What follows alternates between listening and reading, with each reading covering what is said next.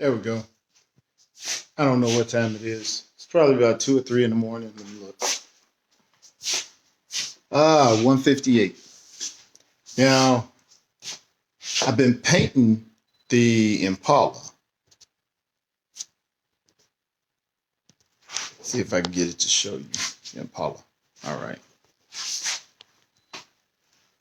And we got it all color sanded, wet sanded. Knocked it down with some 1000. Came back over it with a little 1500. Now the reason why I didn't do videos or post any pictures is because when I painted this the first time, from here, a stripe all the way up to here, which is the front of the car, bubbled up. I had some kind of chemical reaction that went all the way down to the metal. And to be honest, I didn't know if I could fix it. So I called Wayne in Indiana. And man, I'm going to tell you, this looks better than I thought it was going to look. Looks like it's ready for some clear. Making sure everything's cleaned up before I start shooting clear. Got my my workstation cleaned up. Got all my plastic. I had to tape up the car. So got everything put back how it's supposed to be. Had my paper. It looks junkier than it is. It's actually pretty well organized. Got my supply shelves and my dashboard. I pretty much stopped on my dash. This dash was cracked up, just in bad shape. I refiberglassed it, and tomorrow I did the last sanding I'm going to do on it. It's going to be textured, so I'm going to hit it with, maybe this way you'll see it better. I'm going to hit it with some, oh, okay, that doesn't work. All right, I'm going to hit it with some truck bed liner. Well, first I'm going to prime it, because I got those spots exposed from the last of the sanding. That's a light. But these spots like this, from the last of the sanding, I'm going to prime it.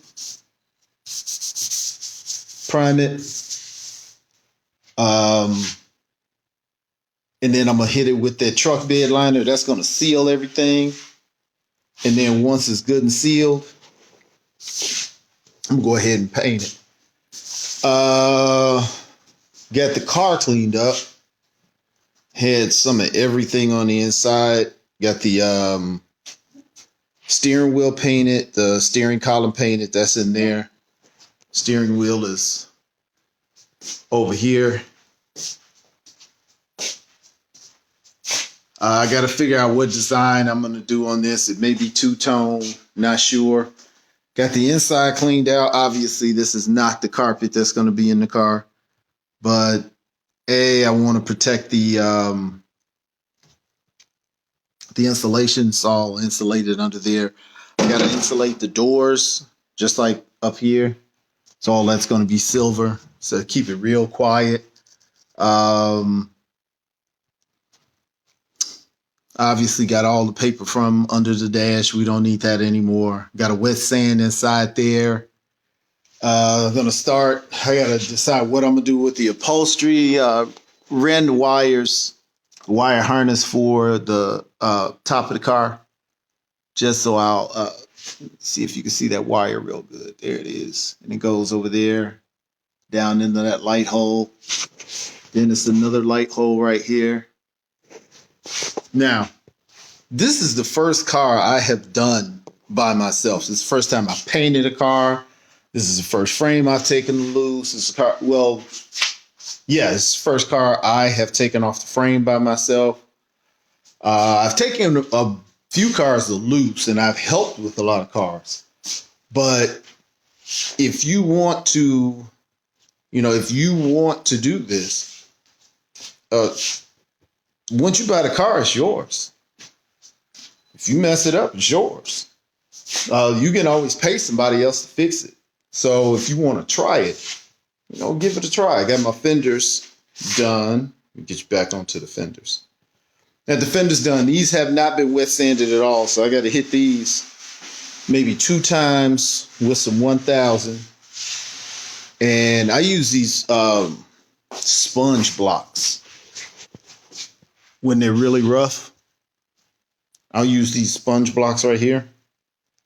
But when I come back, I'll use paper. This. And then you just have it soaking in the water, flat on your hand. Just rub it out. You don't really want to push down hard or anything. Got my press. Anybody if you're going to do cars, this press is about $200. If you do one car, you've paid for it. Do not take your stuff to machine shops and get it pressed unless you just don't know how to do it. But you're going to pay for that machine. You get it at, oh my goodness. I can't remember the name of the store. Watch it come to me as soon as I abandon it. Okay, it's gone. But if you can get one, get one. You don't need anything more than a 12-ton. I got my air compressors, my sandblaster, which I got to work on that because I still can't get that thing to work right. What I recommend for everybody to do, that's Alex from Hoppos. Keep your YouTube in your garage, especially if you don't know what you're doing, or if you just want to play like people working on cars in the background. It really keeps you focused on what you're doing. You get ideas. So also when I buy stuff, I keep my directions up on the wall. So the next cars I do, I can just go right to the directions, some directions back here. Now I'm also online because I work for the library and I keep my, I answer questions overnight. So while I'm punched into bolt-on car restoration, I'm also working elsewhere. So, use your time wisely. This is my paint gun station. These are old guns. These are guns I started with. I'll give them to somebody someday. This is my paint gun. My clear gun is over there. My insulation right here. This is right here. I bought, I'll take it out. Short. Save you guys money. I don't care how much money you got. Be smart with how you spend money and believe in yourself. I bought this. This is called a bolt kit. And this bolt kit I got because somebody told me, well, you can go to the hardware store and replace your bolts. And I thought I would mess it up. Well, found out it was really easy. I spent $500 on that bolt kit. I've not taken one bolt out of it. In fact, for a while I had lost it. Granted, I haven't started putting that's a body bolt kit, and most of the bolts for the body, obviously, I have not started using it. Oh, I'm thinking I'm showing you the car. Yeah, most of this stuff is going to get bolted in, but it is much easier and much better to go to the hardware store as you need them, take the old bolt and replace it, because if you're working on a car, you want to use grade 8 bolts.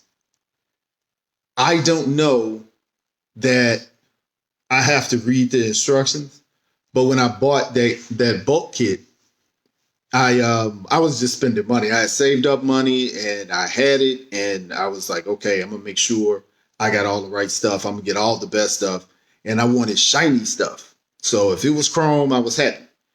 Well, you got to make sure it's the right grade so it'll hold up. If you're doing automotive work, you want grade 8 bolts. So I don't even know if those are grade 8 bolts. Now, when I'm putting in,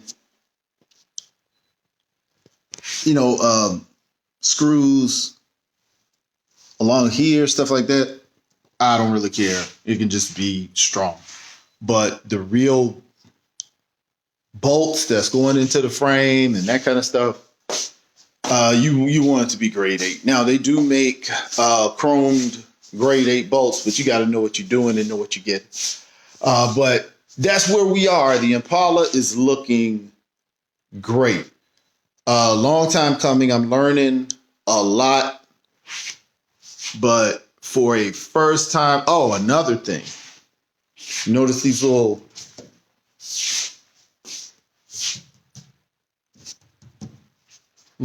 green tabs. That's just auto tape.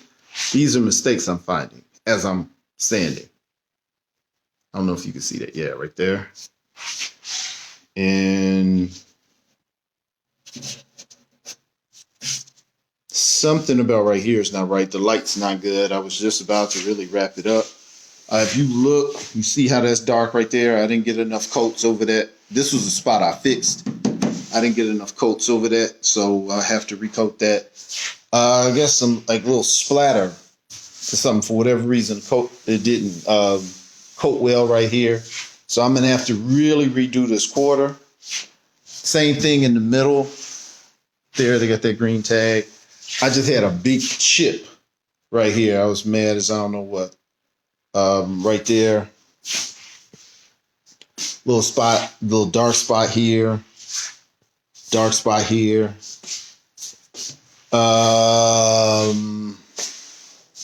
Had a chip here.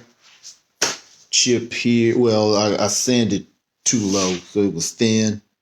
And I sanded too low through there. So, when you're going back through here and you're rubbing it out, that's one good thing about it. Now, the reason why you're gonna wet sand the car is when you spray.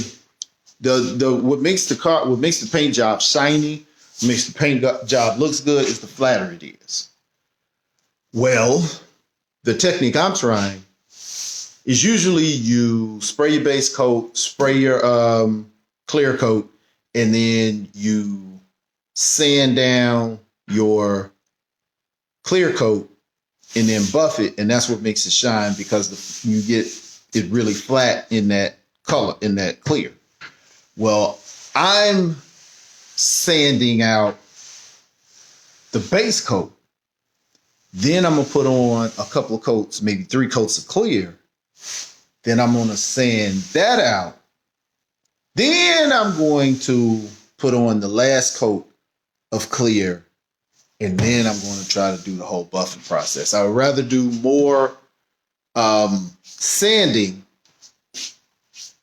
Because 1, you got your hand on it and you're going to see mistakes and you're going to catch everything. And 2, I'm scared of buffing because I don't know how to buff. And you can mess your car up buffing. So you got to tape off your edges and your corners. Make sure you don't burn through the paint because then you just got to repaint the whole car. So I want to do as little buffing as possible. And if I do it well enough, which I'm not going to do it the first time, if I do it well enough, I won't have to buff the car. So we'll see how that goes. But that's where we are on the Impala. I know the Impala's been gone for a little bit. I was showing that's a little bit of the Impala from the back. I was staying pretty much up on showing the dash, but don't think that we have not been working hard on the Impala. We are going, as this is getting done, give you a shot up under it too. We're coming up with how this car is going to be designed. Obviously, it's white under here, and it's going to, that's some touch up right there. So you see, that's primer. We're going to paint all that in, but see how it's white under here. So it's going to be black pinstriping under here, or gray pinstriping. I'm not sure. and it's going to be white pinstriping on the black frame. It should look really, really good. But yeah, I usually put the videos, or I usually do pictures. I don't do videos. I usually put them on as pictures so I can put them into the different car clubs I belong to on Facebook. But I'm up in the middle of the night, got my sleeping all twisted, working all night. I did my lectures for my lecture for tomorrow. Got my lecture done for history, so I got that written out. Probably going to record my lecture tomorrow for the rest of the week. And so since I had my lecture done and I got out here, I did some sanding, got more sanding than I thought I was going to get done. I thought I'd do a video on the car. So as I keep pushing, keep everybody informed. So the plan is for tomorrow that the dash pad be done, except paint, because it's some custom. I mean, it's already custom just because I made it, but I want to try a couple of painting techniques on it because I was told by Wayne I couldn't have a white dashboard, but I do want some white in the dashboard. So I'm going to figure out, even if it's a stripe or something, I'm not sure, but we'll get it going. All right. Thanks a lot. Leave any messages if you're doing the car, if you got any questions or any critiques, or if you think I said something wrong, if I'm using the wrong grit sanding, blah, blah, blah. We all gonna find out together.